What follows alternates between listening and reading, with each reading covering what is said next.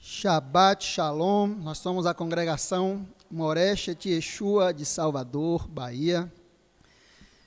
Mais um Shabbat. Hoje estamos estudando a porção Vayetze, que é traduzida como e partiu, que é uma referência a quando Jacó, sai da casa dos seus pais e vai a Harã, fugindo de Esaú, seu irmão, Esav. E por lá ele casa, e por lá começa a história do surgimento das 12 tribos de Israel.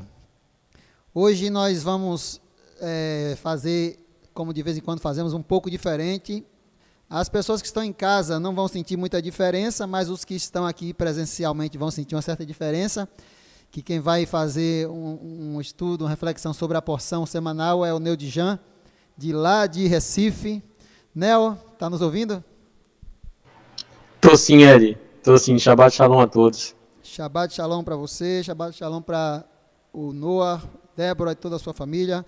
O Nel, Zenália colocou aqui um copo de água para você, mas você não vai poder beber, eu já bebi, viu? Pode ficar à vontade. Nós estamos aqui em Salvador e o Nel está lá em Recife. Ele vai trazer para nós uma porção, uma reflexão sobre a porção. Nós vamos... antes de orar, eu queria rapidamente lembrar para os irmãos que, não sei se vocês já perceberam isso, a gente só anuncia quem vai ministrar Paraxá. Aqui na Moreshet Yeshua, normalmente a gente só fala quem vai ministrar Paraxá na hora. Ou no máximo, quando a gente, às vezes, quem vai ministrar no dia anterior, publica os textos, mas quase sempre a gente só anuncia aqui na hora. Por que isso? Porque, infelizmente, eu acho que aqui isso acontece muito pouco, mas é muito comum as pessoas terem preferência. Eu gosto mais de ouvir fulano tal ensinando, fulano tal abordando o estudo, esse ou aquele. As pessoas têm preferências. E nós não achamos isso legal. Então, entre nós aqui, eu, Neodijan, o Lorisvaldo e os demais, como o Chico já ministrou, o Lucas ministrava, e todos que já ministraram aqui, a gente sempre procura a bloquear isso nas pessoas, de terem preferência, porque nós não temos aqui, entre nós não temos, fulano ensina melhor do que o outro, esse aqui tem mais didática, aquele menos. Nós não pensamos isso, nós pensamos assim, estamos para somar um com o outro. O pouquinho que eu sei é somado com o que Nel sabe, com o que Loris sabe, com o que outro sabe, com o que Chico sabe. E aí a gente vai juntando para que possamos de tudo isso tirar o melhor proveito possível. Por isso que a gente só fala na hora. É sempre surpresa, para que você não venha por escolhas humanas. Você vem para ouvir a palavra do Eterno, aquilo que vai ser ensinado, independentemente por quem quer que seja. E é assim que nós desejamos que seja, eu creio que é assim que Adonai deseja também. Vamos orar, Nel? Adonai, em nome de Yeshua, toma nessa hora o teu filho Neodijan em tuas mãos, que ele seja usado como profeta no nosso meio, que a boca dele seja a tua boca no nosso meio, trazendo para nós um entendimento novo de algo que ainda não despertamos, alguma coisa que porventura já lemos e não entendemos, e que nesse dia ele seja usado por ti para trazer para nós revelações novas. Nós te agradecemos pela disposição dele, te agradecemos por termos essa possibilidade, essa condição de estarmos juntos mais uma vez. Nós te agradecemos em nome de Yeshua. Amém. Nel, com você a palavra, fique à vontade. Aqui é a sua casa também. Amém, Ed, amém. Shabbat Shalom a todos. Fico muito feliz de estar convosco mais uma vez, de rever meu amigo Wagner ali na Gmar, além da Torá. Fico muito feliz. Inclusive, eu me esqueci de colocar o carregador aqui do notebook, mas vou fazer isso agora enquanto vou falando com vocês. Paraxá hoje, Paraxá Vayetze, e eu preparei um breve estudo para vocês. E rapidinho, tá? Só botar a tomada do notebook aqui, no carregador na tomada.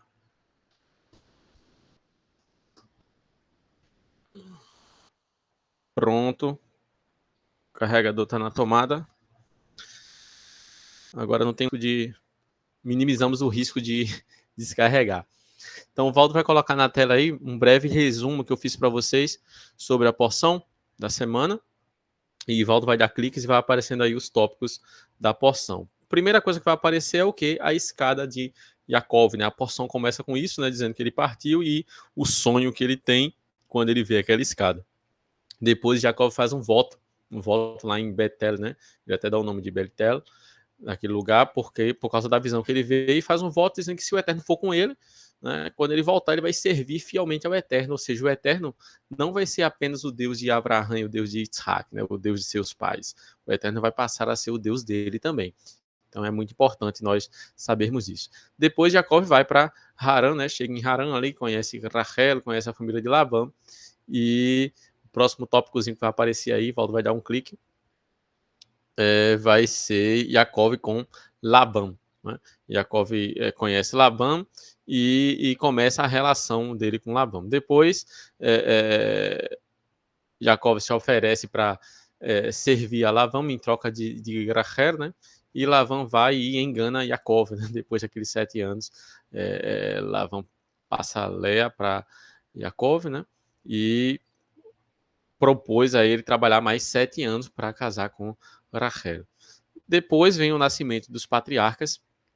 Depois Yaakov ele começa a trabalhar para sua própria fazenda, né? O pagamento que Yaakov recebe ali de Arã, de Labão, dado pelo Eterno. Depois o Eterno chama Yaakov para retornar para Canaã, e Yaakov retorna.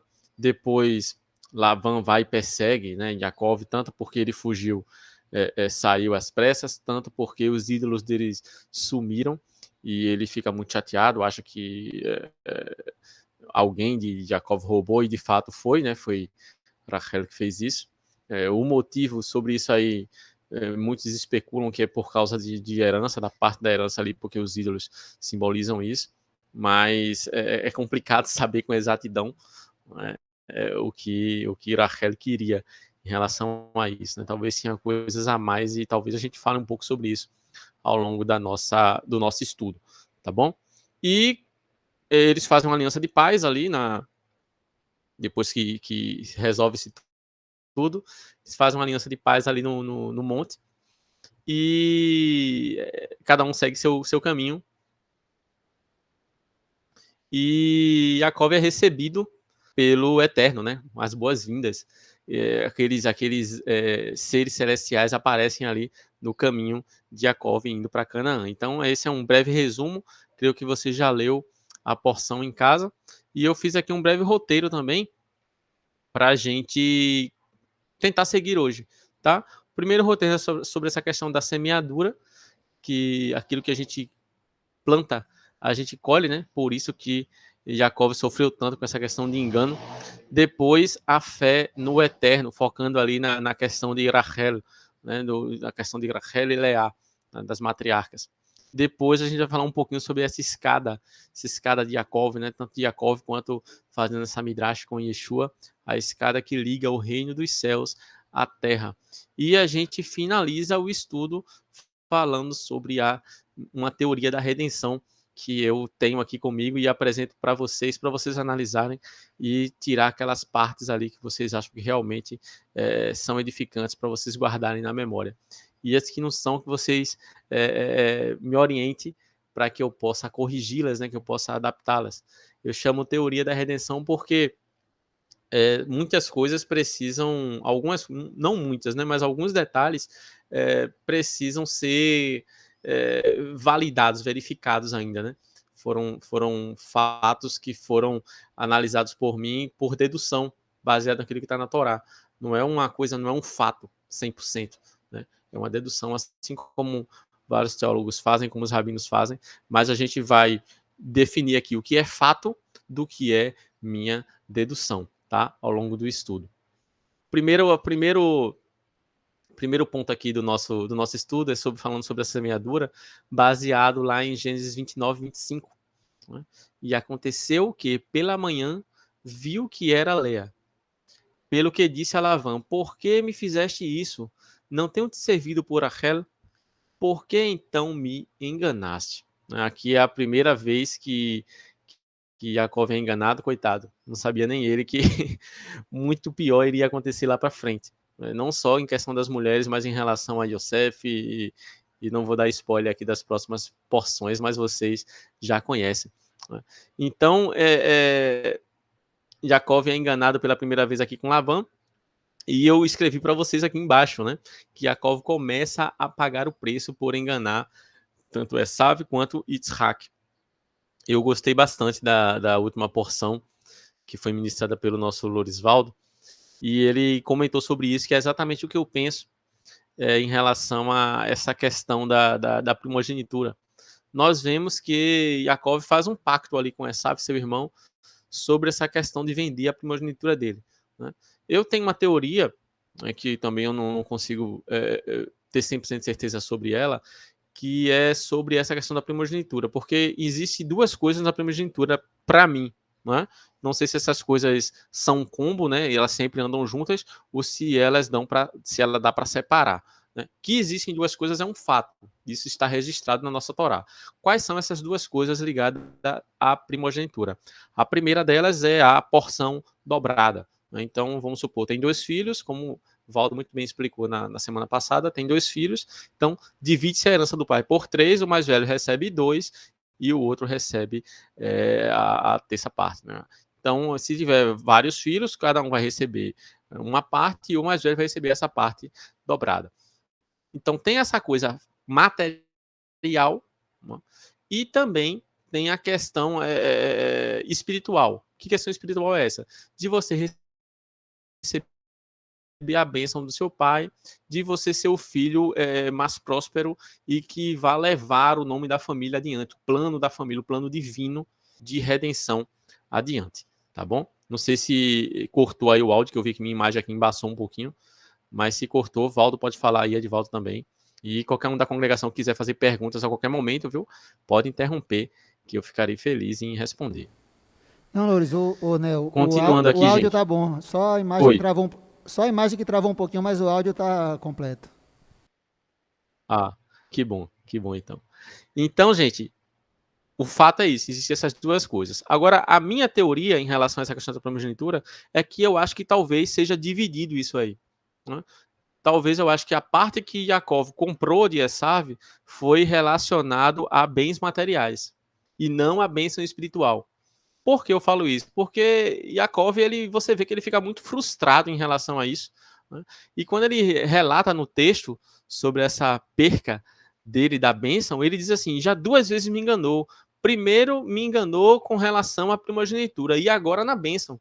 É como se fossem coisas divididas, é como se Esav não se importasse muito com a fazenda ali, com a riqueza, mas ele fizesse questão dessa questão da bênção espiritual, tanto é que ele chorou, né, e ficou bastante indignado. Eu acho que se as duas coisas fossem juntas, eu acho que Esav falaria, né? Ah, eu vendi, mas eu me arrependi.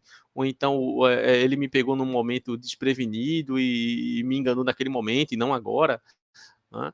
Mas, querendo ou não, independente se você discorda de mim em relação a essa questão de serem separadas ou serem juntas, uma pessoa que foi enganada, 100% enganada, sem sombra de dúvidas, foi Isaac. Né? Isaac não tinha nada a ver com o pacto ali que Jacó fez com o irmão dele. Na verdade, Isaac podia até rejeitar como pai. Né? Vamos supor que Esav dissesse assim: olha, pai, eu até minha bênção espiritual eu também vendi para Jacó. Então, de vez do Senhor me abençoar, abençoe Jacó. Isaac, se quisesse dizer, não, que conversa é essa, rapaz? Que você faz um trato desse? Não, eu anulo esse trato, eu anulo esse voto. Né? Lá em outras partes da nossa Torá, fala que o homem tem esse poder de anular, o pai, né, tem esse poder de anular votos sobre a filha. A Torá fala especificamente da filha, né, da mulher, da esposa. Por quê? Porque são pessoas que são subordinadas ao homem ali. Né? Mas em alguns casos, né, como o filho o homem está sujeito ao pai, em algum momento da sua vida, se ele ainda estiver sujeito ao pai, ele também deve essa obediência. E principalmente uma coisa que parte do pai para o filho, né? Essa bênção vinha de Isaac. Então Isaac daria a quem ele quisesse, a quem ele bem entendesse. E caberia ao Eterno ratificá-la ou não.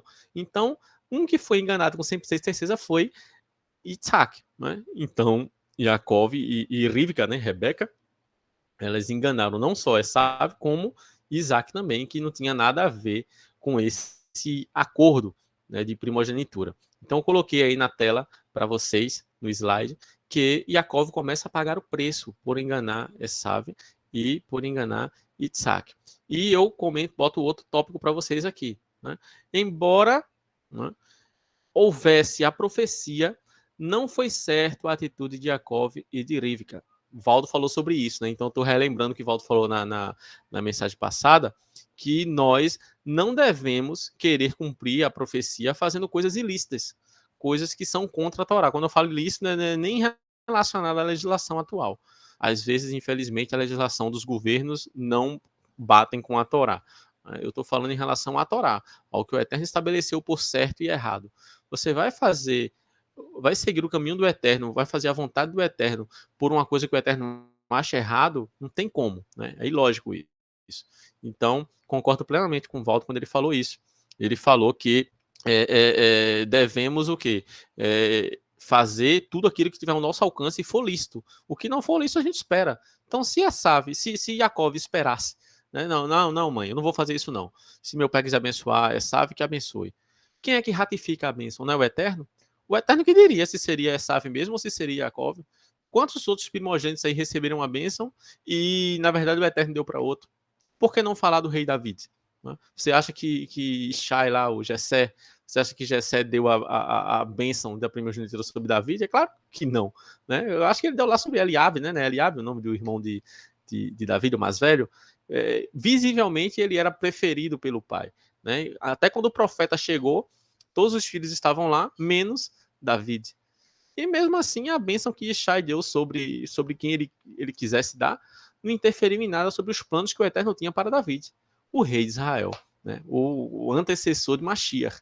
Então, assim, gente, quando o Eterno quer fazer alguma coisa, não queira fazer arrumadinhos, principalmente ilícito, para que aquilo ali aconteça. Se você tiver meios de fazer aquilo ali dentro da vontade do Eterno, aí sim, os judeus fazem muito isso, né? Isso faz parte da cultura judaica.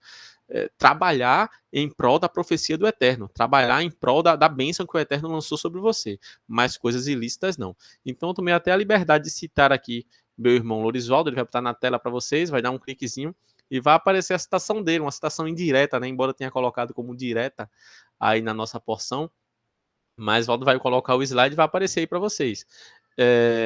Não devemos fazer nada ilícito, segundo a Torá, para fazer uma profecia se cumprir.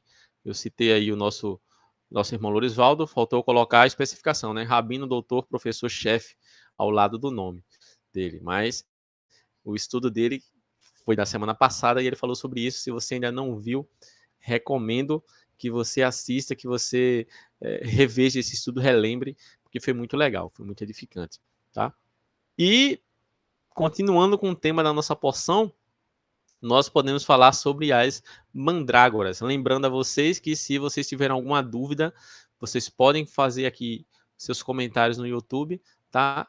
As pessoas que estão aí presencialmente na nossa Carralo, pode pedir a palavra aí no microfone, ou pode falar, perguntar a Ed quanto a Valda aí, qualquer tipo de dúvida, e eles vão passar aqui para mim, e a sua dúvida vai ser tirada, se o Eterno permitir. Sobre as mandrágoras, gente, o texto está lá em Gênesis 30, 14 e 15, e diz o seguinte: então disse Rachel a Leá: ora, dá-me das mandrágoras de teu filho. E ela lhe disse: é já pouco que hajas tomado o meu marido, tomarás também as mandrágoras do meu filho. Então disse Rachel: por isso ele se deitará contigo esta noite pelas mandrágoras de teu filho. Ou seja, Rachel preferiu pegar as mandrágoras e trocar. De vez de Jacob ir para a tenda dela naquela noite, ficar na tenda de Leá como um pagamento pelas mandrágoras. Olha, as mandrágoras, elas muito se tem sobre elas, né? E uma corrente que eu acho muito coerente é que acreditava-se que ela era uma planta mística ou medicinal, né? Que poderia ajudar as mulheres na questão da fertilidade. A fertilidade feminina. Se você botar eu até fazer isso, mas me esqueci. Se você botar no Google mandrágora, você vai ver que é tipo uma raiz, assim, parece uma mulher, né? Parece uma imagem de um corpo humano. Então, eu acredito que não existia nada de medicinal nisso, mas coisa mais mística, que tinha essa simpatia. Não sei se fazia um chá disso, não sei se comia, não sei se deixava em algum lugar, mas era uma coisa do Oriente. E quando o Reuven, né, achou isso aí, achou interessante pegar e levar para a mãe dele. Mas a mãe dele, embora talvez tivesse essa crença, ela preferiu acreditar no eterno, acreditar na forma tradicional. Não vou fazer essa simpatia, não. Eu prefiro ficar com meu marido e recorrer ao eterno, tentar que o eterno me abençoe, do que fazer essa simpatia. Rachel não. Rachel preferiu o oposto. Rachel preferiu a simpatia, ou a feitiçaria, ou o que você queira chamar, do que confiar inteiramente ali no eterno. Às vezes você pode criticar Rachel, né, por causa dessa atitude que ela fez, mas muitas vezes você faz a mesma coisa. Às vezes você se coloca na mesma posição. Quando você recebe uma promessa e essa promessa demora a se cumprir, ou você não recebeu promessa nenhuma, mas você está esperando no eterno e aquilo ali demora a se cumprir, você começa a perder a sabedoria, começa a perder a noção das coisas e começa a trocar o certo pelo duvidoso, né? Ou aquilo que tem mais probabilidade de acontecer pelo que tem menos probabilidade. Então isso serve de lição para a gente aprender a ter paciência, a ter cautela e pedir ao eterno misericórdia para que a gente sempre possa ter sabedoria em momentos de luta, em momentos de aflição, em momentos em que a nossa fé falhe. Né? E não se ache bom demais, não ache que você é crente demais, porque grandes homens já falharam, né? Todos eles já falharam, menos Yeshua, mas todos eles já falharam. O grande Abraham, que é considerado o pai da fé, né, por muitos, ele já teve falta de fé, né? Na porção que eu ministrei há 3 semanas atrás, eu até comentei sobre isso, na questão lá de dizer que Sara era irmã dele. Então, chega momento, gente, que a fé da gente pode falhar. E nesse momento a gente tem que pedir ao Eterno, já pedi desde antes, né? Sempre orar pedindo ao Eterno misericórdia para quando o dia mal chegar, para quando o dia difícil chegar, para que a gente continue em pé. Né? Já disse o sábio, né? Quem está em pé, cuidado para que não caia. Eu escrevi aí no slide para vocês, a crença em outras coisas não salvou Rachel. Muito pelo contrário, foi o que aconteceu. Ela, por preferir acreditar naquele ditado popular, naquela simpatia, ou sei lá o que for, ela deu o marido para a irmã e a irmã terminou engravidando. O Eterno honrou ali a fé de Leá. Leá preferiu acreditar no Eterno, preferiu acreditar na forma convencional de que nas mandrágoras, e Rachel se prejudicou em relação a isso. Nesse mesmo tema, né, Valdo vai colocar no slide, vai aparecer que eu escrevi isso, nesse mesmo tema vem a Haftará. Haftará que se encontra lá em Oséias 11, 7, né, até o final do livro, retratando a queda do Reino do Norte, devido a preferir confiar em outros do que no Eterno. Aqui o profeta Roshea está falando especificamente para um reino do norte, né, para Efraim, representando todo o reino do norte, dizendo que quando Efraim ficou poderoso, quando Efraim ficou autossuficiente, começou a negligenciar algumas coisas do Eterno e começou a confiar tanto com idolatria quanto a confiar em outros povos, em outros reis, para garantir a proteção do Reino do Norte, fazer alianças que não eram para ser feitas e confiar mais nessas alianças do que no braço do Eterno. Né?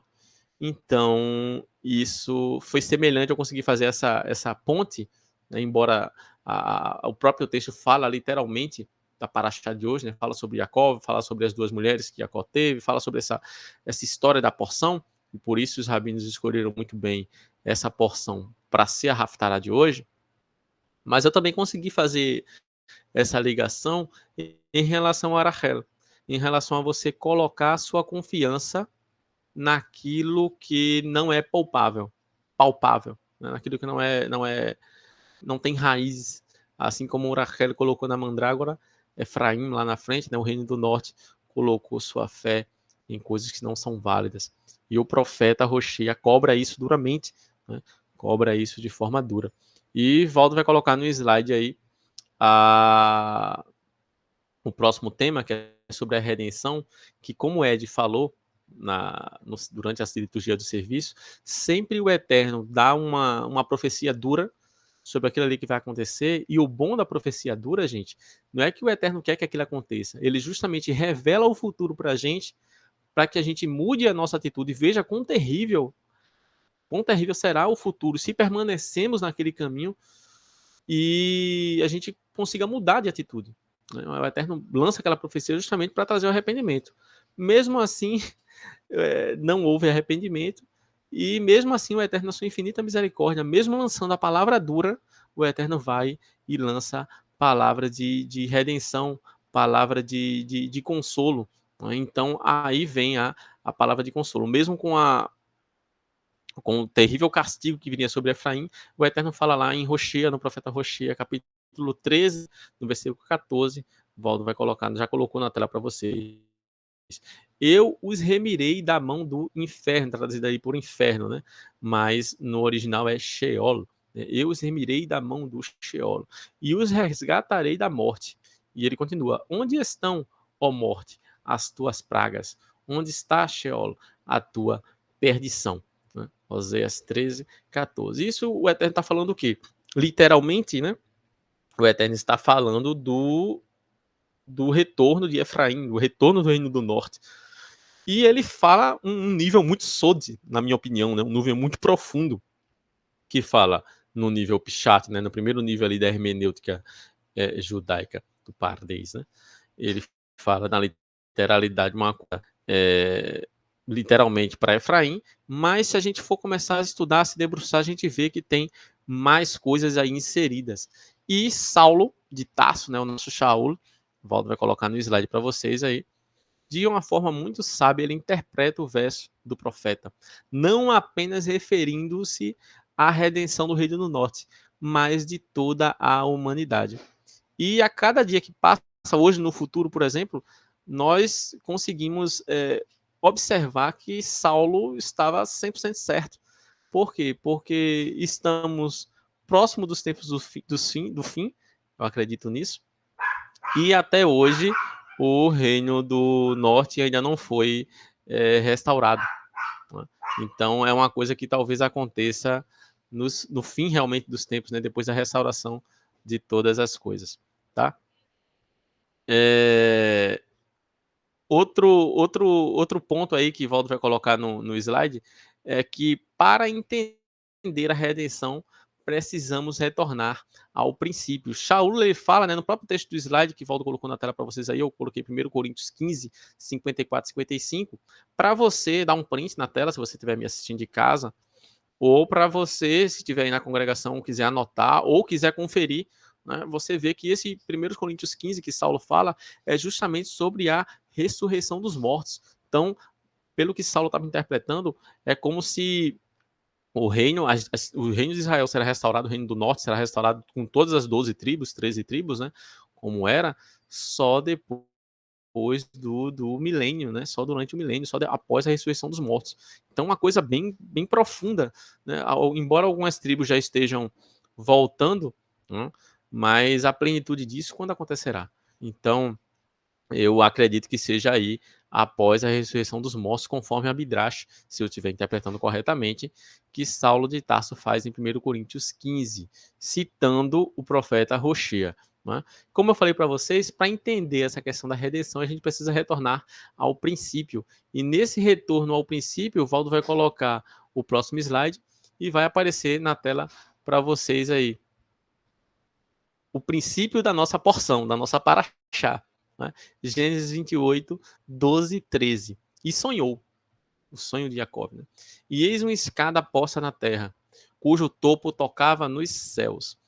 E eis que os anjos de Deus subiam e desciam por ela. E eis que o Eterno estava em cima dela. E disse: Eu sou o Eterno, Deus de Abraão teu pai, e o Deus de Isaac. Esta terra em que estás deitado, darei a ti e a tua descendência. Gênesis 28, 12, 13. Né? Muito semelhante a esse texto, gente, vou até colocar no slide, eu escrevi isso, escreveu o apóstolo João, né, o apóstolo Yohanan, lá em João, capítulo 1, versículo 51. E por que não fazer um midrash disso aí? Né? Eu não estou querendo dizer que, literalmente, quando Yaakov viu aquela escada simbolizava Yeshua, eu não tenho bases para dizer isso, né? nem muito menos depois de João escrever isso, eu posso afirmar com 100% de certeza. Né? Mas a gente pode fazer um midrash, a gente pode fazer uma comparação que eu acho que fica muito bem aplicada. Né? E o texto vai aparecer aqui para vocês, aqui, João 1:51, coloquei no slide para vocês.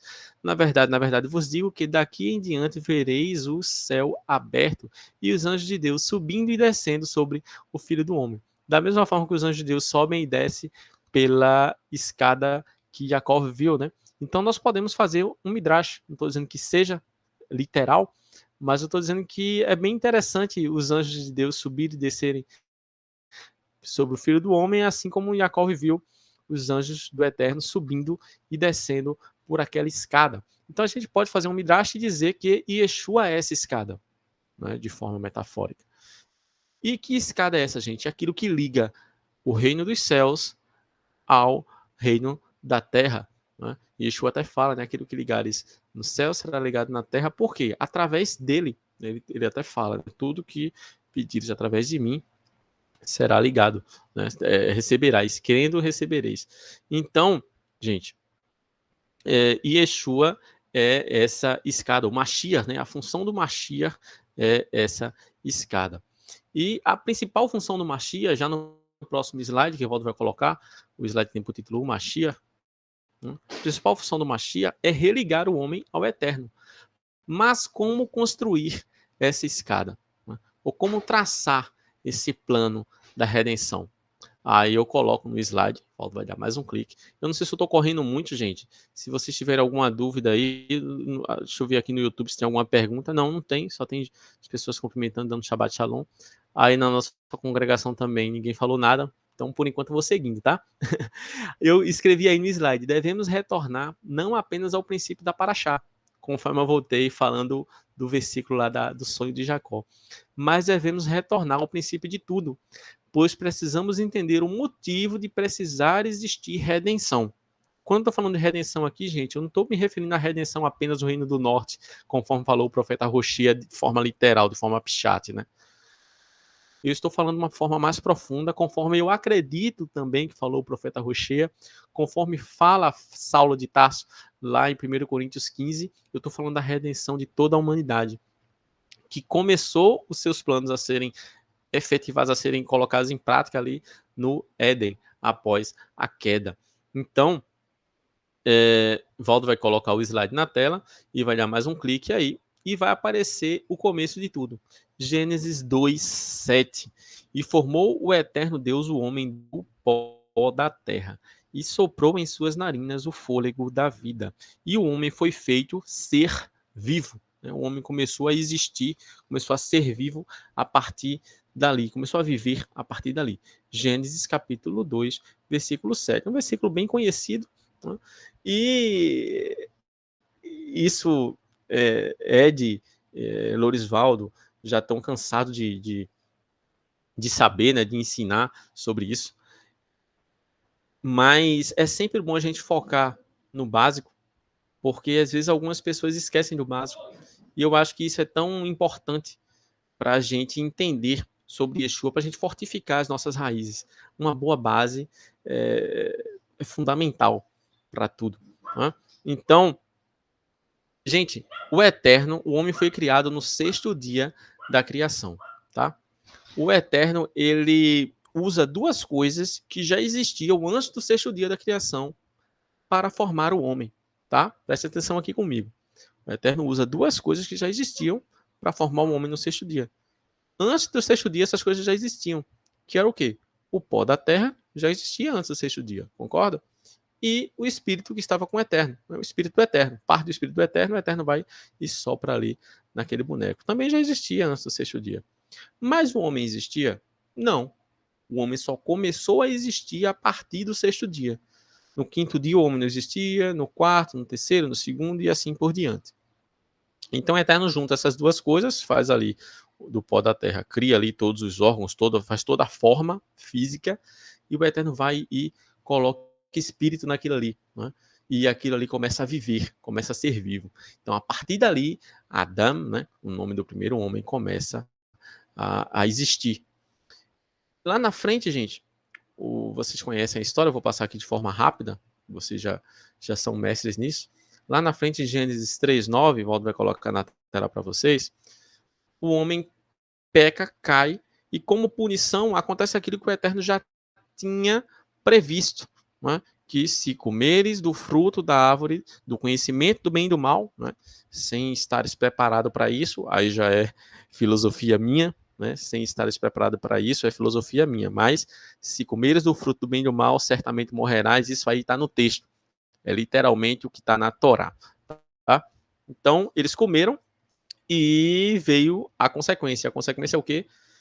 Do suor, né, tá aqui embaixo, do suor do teu rosto comerás o teu pão, até que tornes a terra, até que tornes ao pó, porque dela foste tomado, porquanto és pó, e em pó te tornarás. Isso é a morte, gente. Isso é a morte, sem firulas, sem espiritualizar, a morte nua e crua. É isso que está escrito. O problema da gente é que a gente às vezes quer espiritualizar demais. Eu acho que isso talvez venha a ser herança da cultura grega. Morte no contexto judaico é isso, né? Separação do corpo e do espírito, né? E o corpo volta à terra como era, e o espírito volta para Deus como era. Eu até coloquei isso no slide aqui, ó. Nesse mesmo contexto disse o sábio quem? Shlomo, quando escreveu lá o livro de Kohelet, né? O livro de Eclesiastes, né? Vou colocar na tela para vocês, ó. E o pó volte à terra como era. Como era, ele está se referindo a quê? Como era antes do sexto dia, gente. Pensa no sexto dia da criação.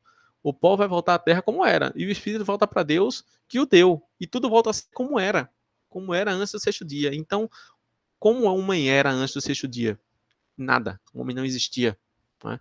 Então, com a morte, passamos a não existir, né? Aí você pode dizer assim, Nel, mas o Eterno fala que dorme, Yeshua fala que dorme, né?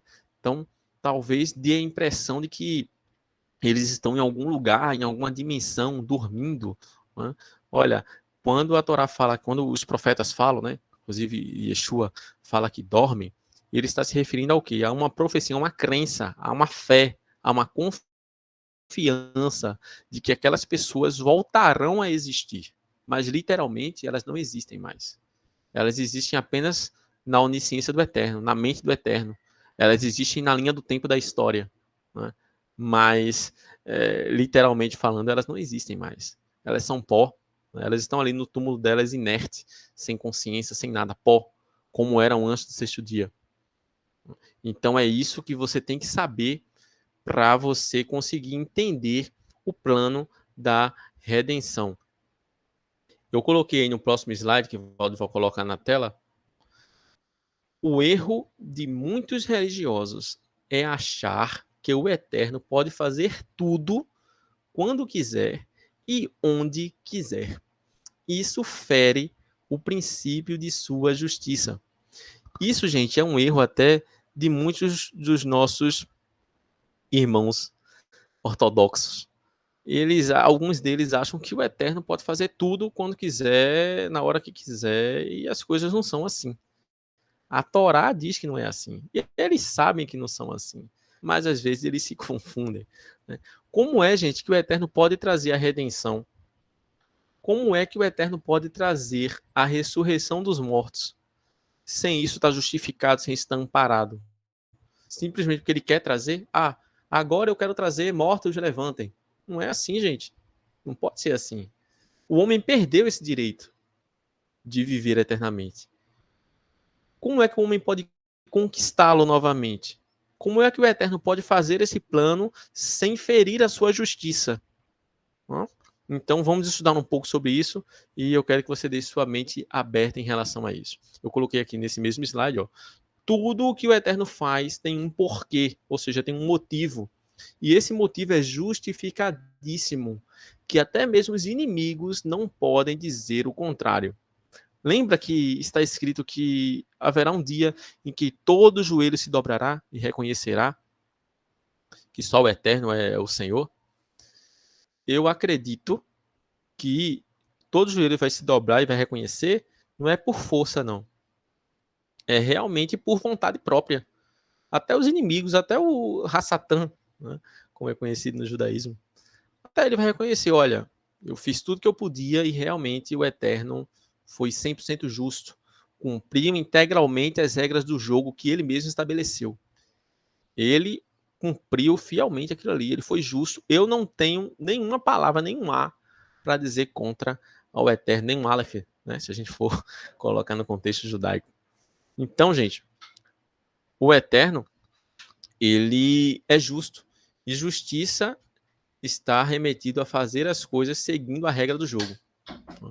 Não é fazer as coisas quando quer nem o que quer, não. Tudo tem que ter um motivo, tem que ter um porquê, tem que estar justificado, tem que estar embasado naquilo ali. Outro ponto que eu vou colocar aqui para a gente pensar é: se o homem errou e devido a isso tornou-se mortal, de qual forma justa o homem poderia conquistar esse direito? Pensa comigo aqui. Adão errou. Né? O primeiro casal ali, Adão e Havá, errou. Se tornaram mortais. Começaram a ser sujeitos à morte. Né? O tempo estava passando ali e a cada dia que passava eles ficavam mais próximos da morte. Aí você pode dizer assim, eles erraram, mas eu não tenho nada a ver com isso. Realmente, você não tem nada a ver com isso. Mas você nasceu filho de mortais. Seu pai era mortal, sua mãe era mortal. Não tem como você nascer imortal. Você vai nascer mortal também, porque você é filho de mortais. Não tem como um pé de banana dar acerola, né? Ou qualquer outra fruta. Você vai herdar a carga genética de seus pais. Se seus pais são brancos, você vai nascer branco. Se seus pais são negros, você vai nascer negro. Né? E você vai herdando não só a questão de cor, você vai herdando tudo deles.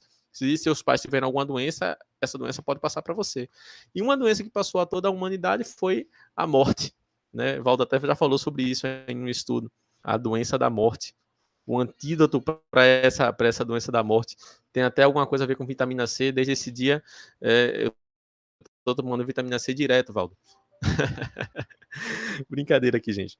Então, você tem que parar e pensar um pouquinho nisso. Se o homem errou, devido a isso ele se tornou mortal, e todos os filhos deles também mortal por causa dessa carga genética, como é que ele poderia conquistar esse direito de voltar a existir, de deixar de ser sujeito à morte, de cumprir o que o profeta Rocher fala na paraxá de hoje? Onde está a morte? O teu poder? Onde está o inferno? Sheol, né? Sepultura, o efeito. O que é Sheol? O que é inferno nesse contexto? Sheol é o efeito da morte, o poder da morte, né? Onde está o teu poder? Onde está o teu aguilhão, a tua lança?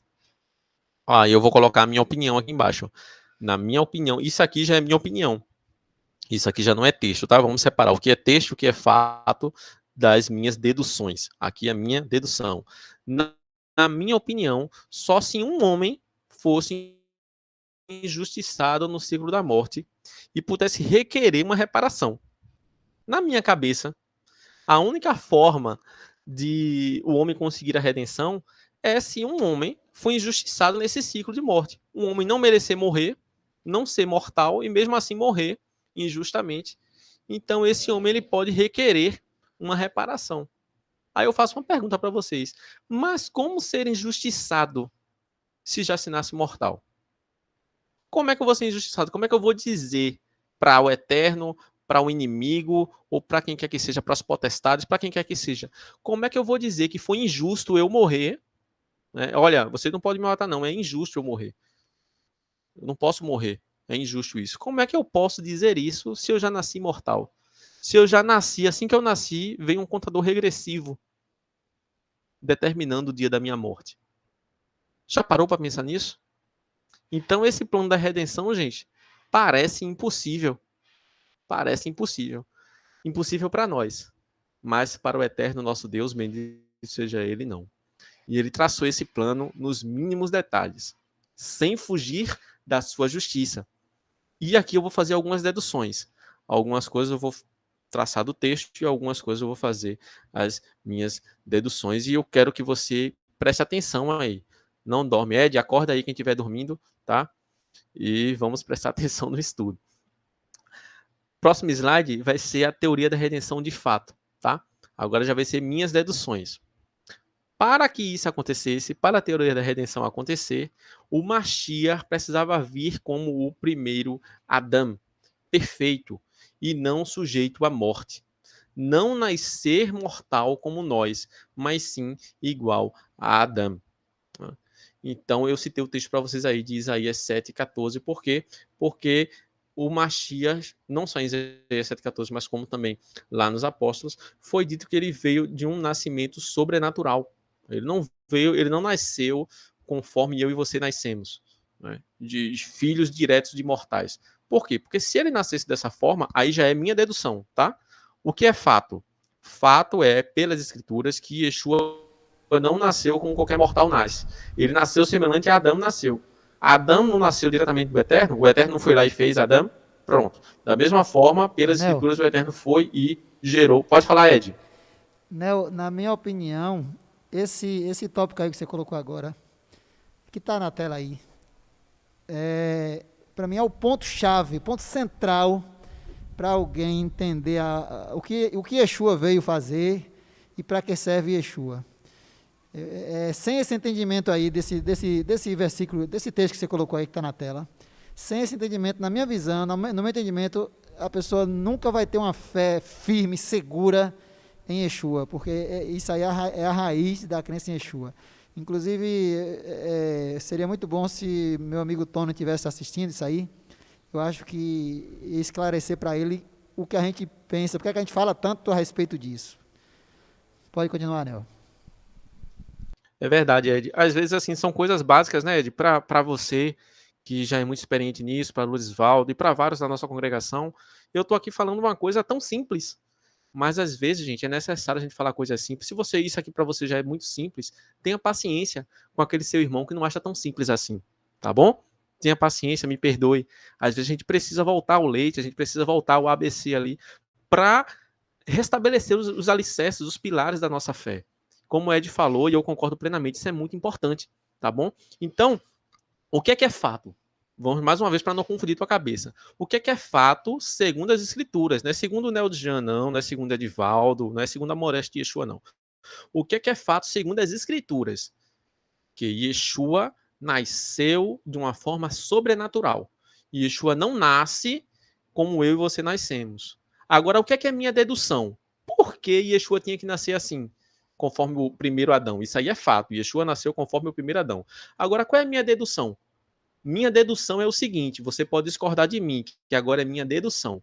Minha dedução é o seguinte, se Yeshua nasce filho de Maria e filho de Yosef, literalmente com gene de Maria e com gene de Yosef, Yeshua herdaria não só as características físicas de Miriam e Yosef, Maria e José, Yeshua herdaria também a mortalidade.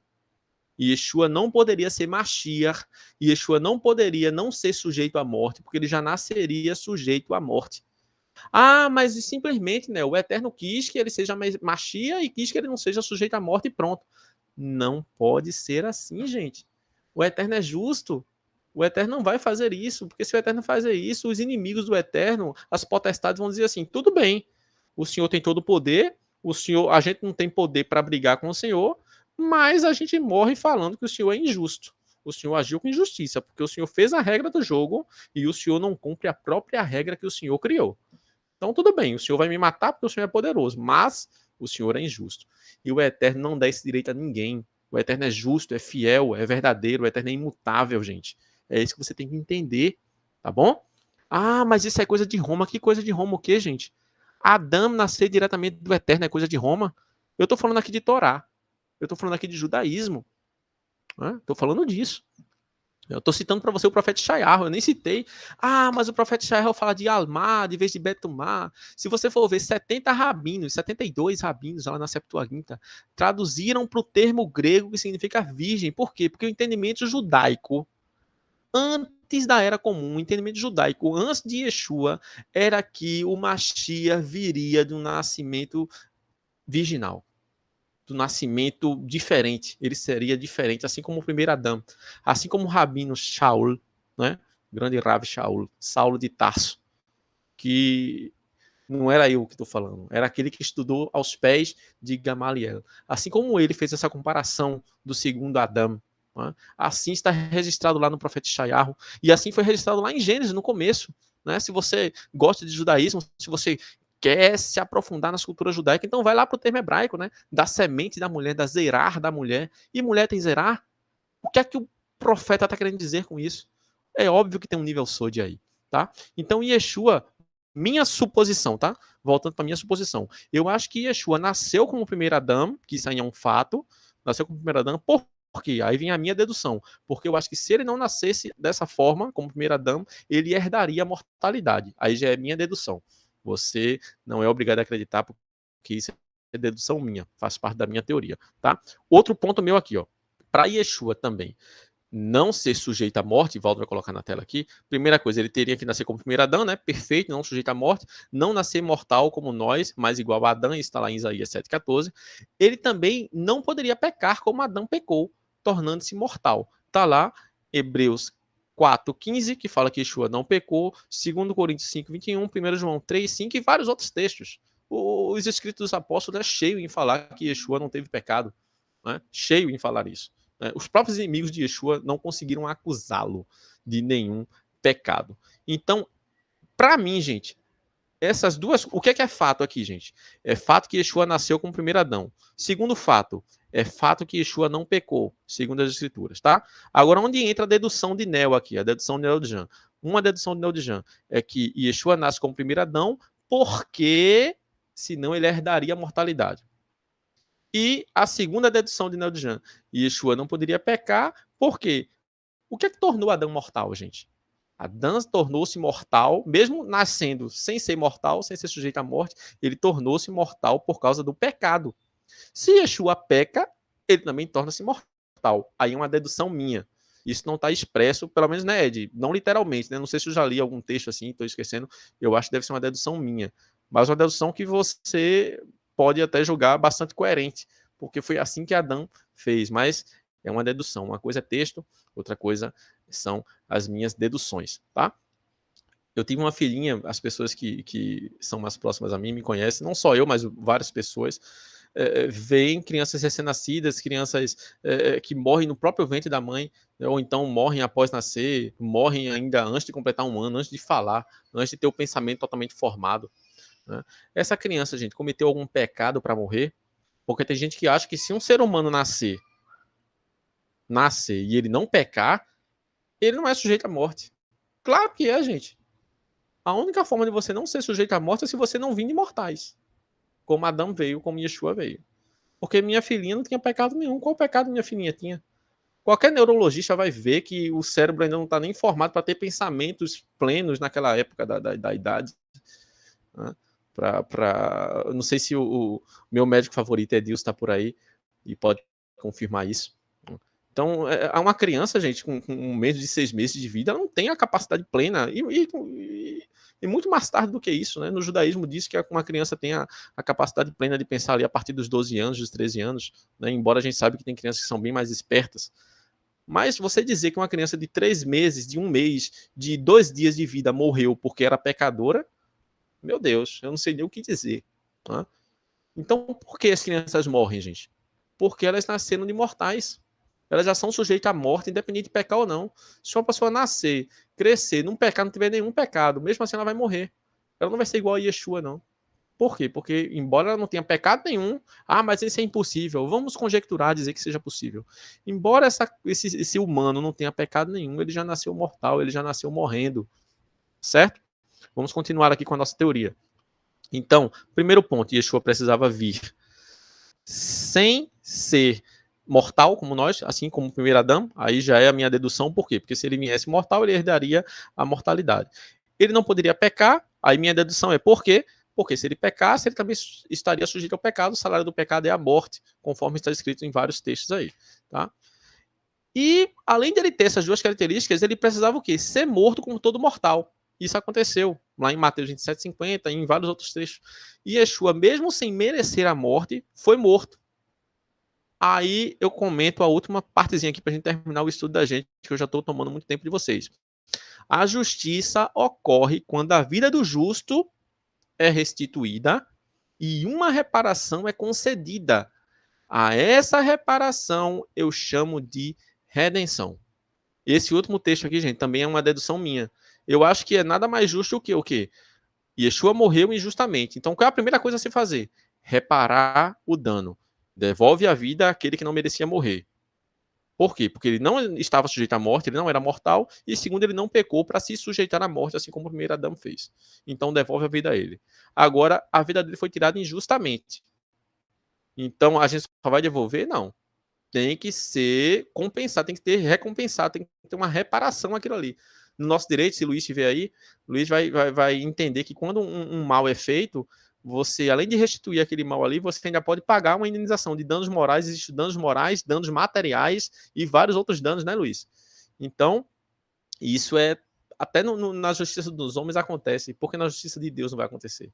E qual é a reparação pela morte injusta de Yeshua? Yeshua ter o poder, né? Vamos para o próximo slide, que eu acho que eu já estou adiantando aqui coisas do próximo slide, né?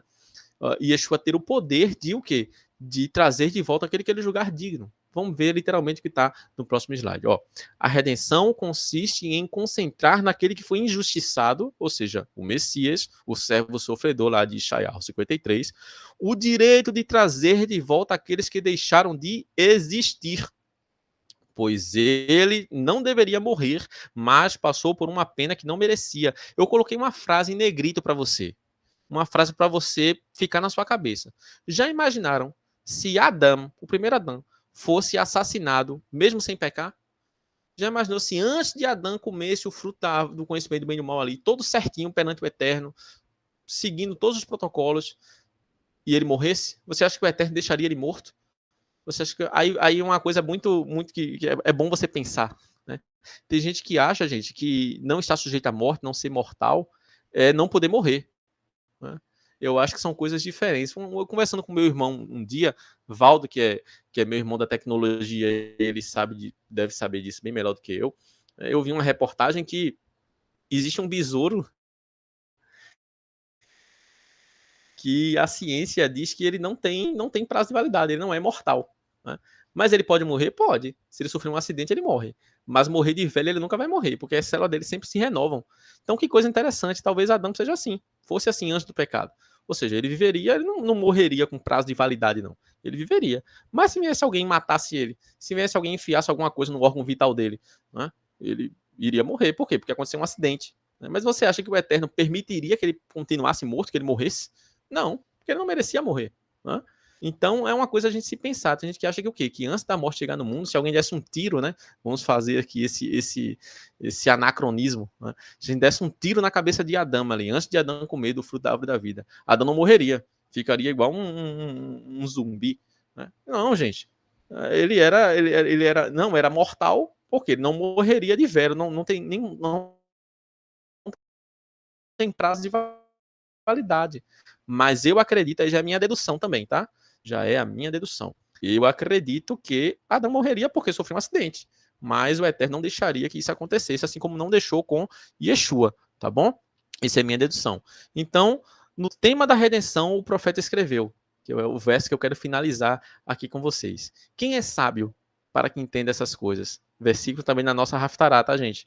Quem é prudente para que as saiba? Porque os caminhos do Eterno são retos. Eu grifei essa parte aí, os caminhos do Eterno, porque o segredo está nele. Né? Os caminhos do Eterno são retos. E os justos andarão neles, mas os transgressores neles cairão. É um caminho só, para ambos. Né? Esse caminho vai ser bênção para quem anda na justiça, e vai ser maldição para quem quer ser inimigo do Eterno. Então, esse é o segredo da redenção. Isso aí também não sou eu que estou dizendo, é o que está registrado, não só nesse texto, mas em vários outros. Eu trouxe esse texto só porque foi na nossa Haftará e eu sempre acho muito bonito. Toda vez que eu ministro essa paraxá, eu sempre trago esse versículo para a gente pensar, tá bom? Então, gente, você vê que essa minha teoria da redenção, tem vários pontos que são literais das escrituras, mas você vê que tem algumas deduções que eu faço. Né? Então, por isso que eu chamo de teoria da redenção. Né? Ed escreveu um artigo sobre isso também, o antídoto para o veneno da serpente.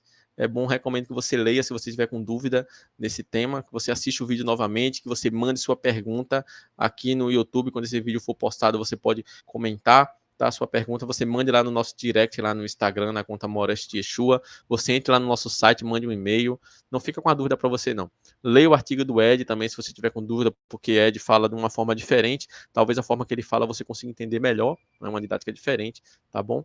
Eu agradeço a vocês a paciência, peço desculpa por passar do seu tempo, tá? Um Shabbat Shalom a vocês.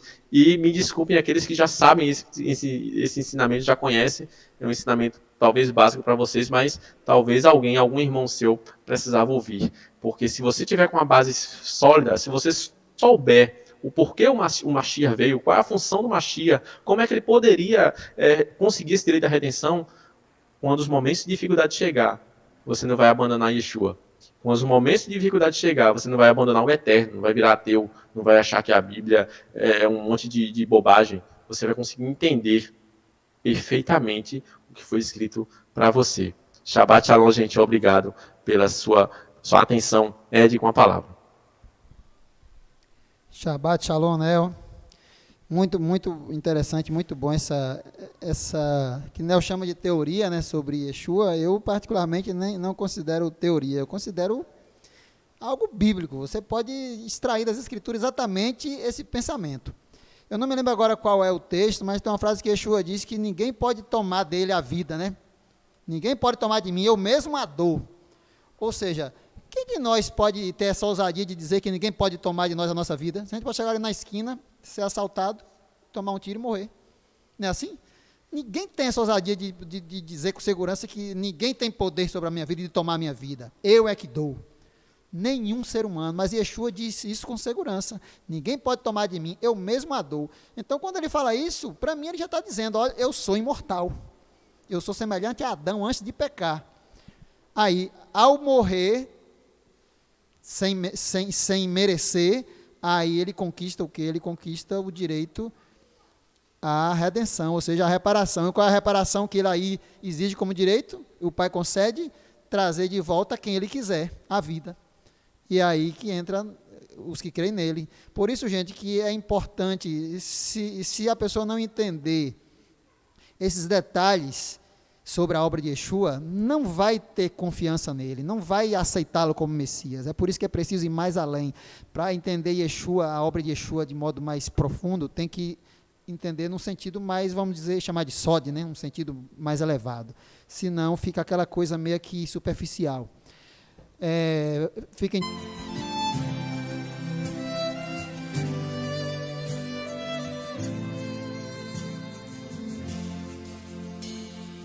לא שאותנו תהר מפשענו, שרים אנו שיר אהבה.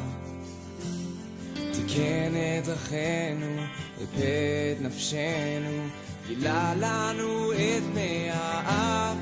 ועתה בואו אליו, נישא את קולנו, נשתחווה לאדון, מלך